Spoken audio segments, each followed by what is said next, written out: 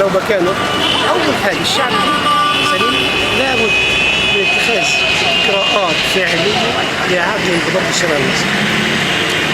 نمره واحد. اثنين، الجميع لازم يعمل، الجميع لازم يعمل حتى نبقى ننهض. احنا النهارده الاقتصاد بتاعنا منحل، بدأ ينحل، وبالتالي فلا بد سليم ان احنا لازم نعمل اولا، ننضبط ثانيا، حتى يمكن ان يعود الشرع المصري. يعني ما قاله السيسي في برنامجه صح 100%، ولا بد هو اذا جاء الدين باذن الله واراد تطبيق هذا فلا بد ان يستخدم كل الوسائل حتى يمكن تطبيق هذه البرامج. اعملها يعني اشوف ان ادير الناس الغلابه دي اول حاجه، لان انا شفت بعيني حاجات كتير. تاني حاجه يعني اخش الاقسام واشوف الظلم واشوف الافتراء واشوف اللي بيتعاملوا مع البنات ازاي بافتراء وبظلم، يعني قسوه جامده.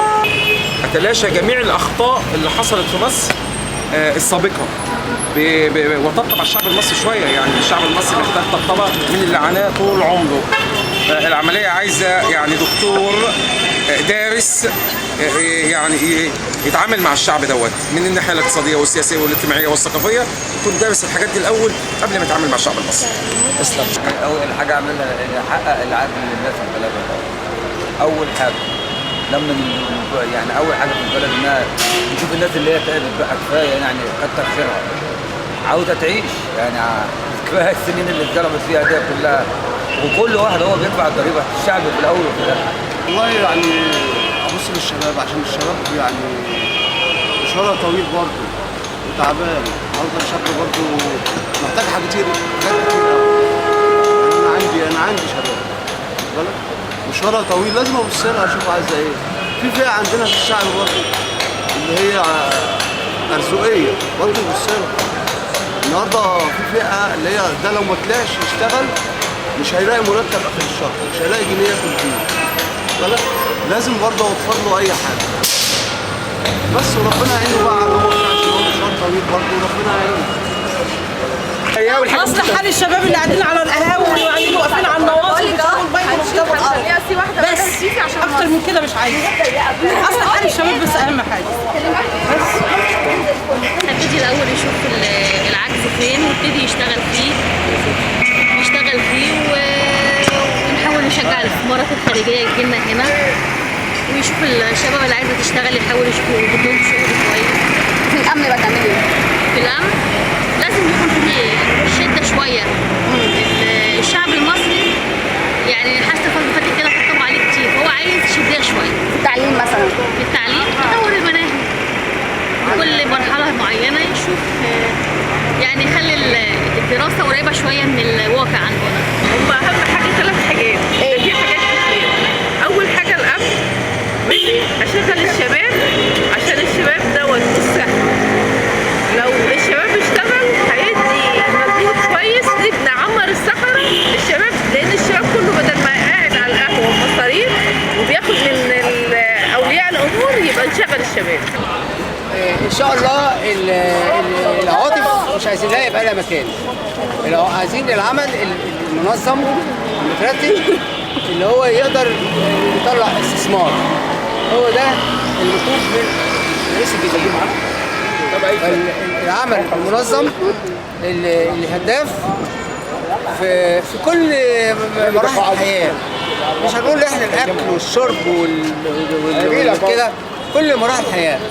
الحاجات الاستراتيجيه اللي هي السكن والتعليم والصحه والطريق وتنظيم الناس في الشوارع والمرور، كل ديت تساهم فيها الشركات الكبيره. يعني يحطوا برنامج لو ان الحكومه ما عندهاش امكانيات يساهم فيها الشركات الكبيره.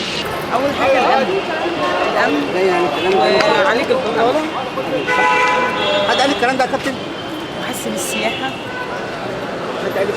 طب انت ازاي مثلا تعالجي مشاكل الامن؟ تعالجيها ازاي؟ يعني انزل قوانين يعني يعني بين الشعب، يعني الشعب يوافق عليه. بس ولو اتكلم على موضوع التعليم بس هتعمل التعليم ازاي؟ التعليم يعني ادي مكافآت للمدرسين، هيبقى عندهم نشاط ان هم يدرسوا يعني بره، فهيدرسوا ما عندوش أول حاجة طبعا هحسن السياحة، لأن هي دي أكتر حاجة بتدخل دخل قومي لمصر. أحافظ على الأمن عشان أقدر أحافظ على بلدي.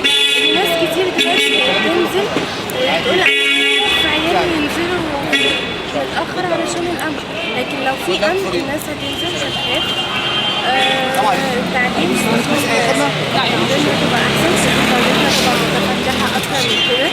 الناس كتير اوقات بيسيبوا بلدنا هنا ويروحوا يتعلموا ويكملوا بقى تعليمهم بره، ده اسلوب خطأ يعني.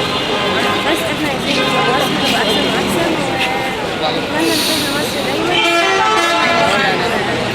قادر انه يخليها افضل وافضل. الناس كلها بتشتكي من غلا الاسعار والحاجه اللي مش عارفه تجيبها والحاجه الغاليه والاكل والشرب اللي مش عارفه تجيبه. الناس ظروفها وحشه وناس تعبانه وقاعده في البيوت ما بتشتغلش. هو ده اللي احنا عايزينه، اللي هيعمل لنا كده نشيله على دماغنا منه. مشاكل بطاله ومشاكل صحه ومشاكل كل حاجه. هنحلها ازاي؟ نحلها ازاي؟ احنا اللي هنحلها مش الرئيس اللي هيحلها. احنا بتعاوننا مع بعضينا وايدينا في ايدين بعضينا في ايد الرئيس، ان شاء الله نخليها احسن بلد ونرجعها احسن بلد. نعم.